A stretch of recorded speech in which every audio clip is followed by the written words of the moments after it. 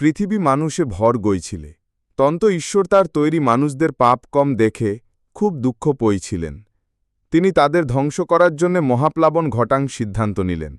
সেই সময় নোহে নামে এক লোশেক ছিলেন, যিনি বাকি লোশেকদের মতন ছিলেন না। নোহে ঈশ্বরক ভালোবাসিতেন এবং তার বাধ্যও ছিলেন।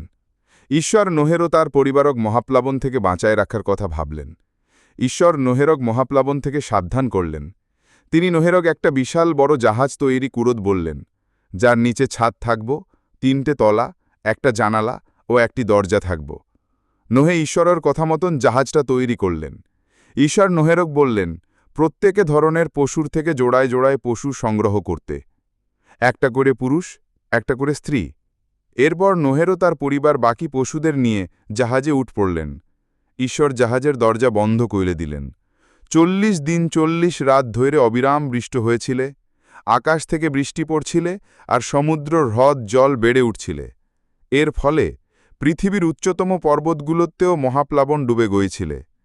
এই অবস্থায় নোহের আর তার পরিবার ও অন্যান্য পশুরা জাহাজে নিরাপদ ছিল এবং তাদের জাহাজ মহাপ্লাবনে ভাসছিল।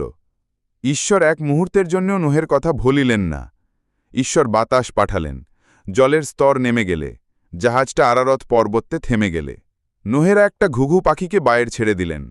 যখন পাখিটি আর ফেরিলে না, তখন তিনি বুঝতে পারলেন পাখিটি এখন নিরাপদ আছে। ভূমি শুকিয়ে যাবার পর ঈশ্বর তাদেরকে জাহাজ থেকে বেরিয়ে আসতে বললেন।